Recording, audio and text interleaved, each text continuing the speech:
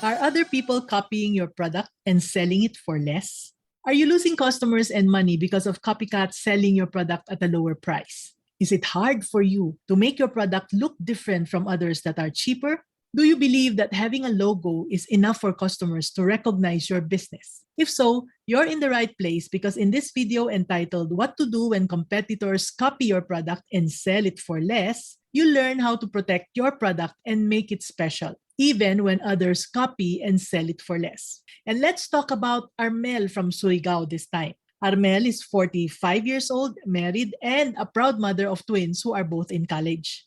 Armel used to be an elementary school teacher, but she had to resign due to complications of diabetes, which resulted in the loss of one of her legs. Now, because of this, her husband, who is also a teacher, decided to work abroad. And even with her husband working abroad, they were still struggling financially. And thinking of ways to help with the finances, Armel decided to start a business.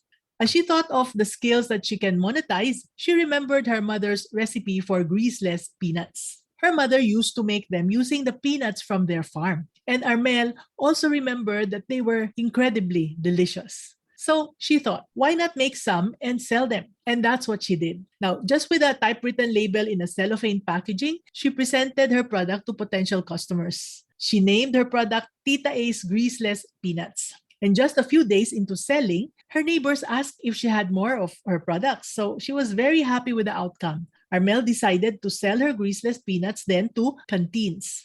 Soon, word spread about the mouth-watering flavor of her greaseless peanuts, and people started buying them regularly. Awesome, isn't it? Thankfully, her daughters were always there to help whenever they were free. However, as her business grew, she encountered a setback. The canteen where she used to supply her greaseless peanuts suddenly stopped placing orders. So confused, Armel discovered that someone else had started selling cheaper greaseless peanuts under her name, Tita A's Greaseless Peanuts. Now, this seller was undermining her reputation and attracting customers with lower prices. So, let's stop there for a while. Shamelessly copying other people's products is very common. This is especially true when the product is a bestseller. Now, what do you think Armel could have done to solve this problem? You might say, Mommy N, she needs to do branding. She needs to change the name and logo for her business. Well, to address Armel's problem, it's more than just about branding. Are you in the same situation? Well, don't feel that you are at a dead end, okay? There are steps that you can take to protect your business. Let's explore what you can do. Step 1, highlight the unique qualities of your product or your greaseless peanuts. Emphasize what sets them apart from the other products or the other peanuts in the market, whether it's their special taste, health benefits, or distinctive features. Make sure customers know why your product is exceptional so they'll know why you're not selling your product at a cheap price. And never ever lower your price just to win more customers. So let's go to the physical aspect. Step 2, develop eye-catching packaging and labeling. The problem with Armel's product was that she only had a typewritten label in a cellophane packaging. What can she do? What she can do actually is to create an attractive visual identity for her greaseless peanuts that stands out among the other products. Using appealing labels and better packaging will help customers easily identify her product. Now, let's go deeper. Step 3, register your brand name. If you remember, Armel's product was that the canteen was no longer ordering because someone else was selling cheaper but using her name. This is where branding comes in. Apart from brand recognition, registering gives you legal protection. You see, brand names that are registered cannot be copied. You can do this with the help of the Intellectual Property Office of the Philippines or IPO-PHL. Find out more on this through their website.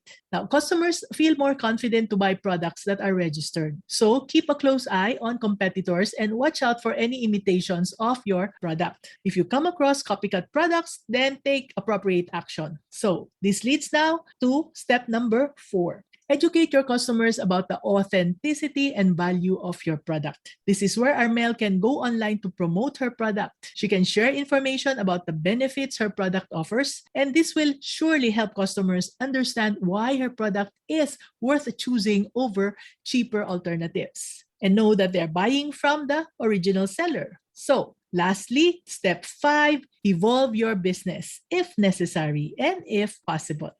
As business owner, it's important to regularly check how your efforts are doing and whether they're working effectively. You see, it's like trying out a new recipe and tasting it to see if it needs any adjustments. Listen to feedback and be willing to make changes as needed, okay? I always remind my mentees this. Ensure that your product always meets or exceeds customer expectations. Follow these steps, and when competitors try to copy your product and undercut its price, you know what action to take. So, what happened to Armel's greaseless peanuts business? Well, guess what? After a few years, Armel's business is now one of the biggest suppliers in their region. And as for her husband, he is very proud of her. Fingers crossed, she's trying to convince her husband now not to renew his contract to come home and help with the business. Such an inspiring story, isn't it?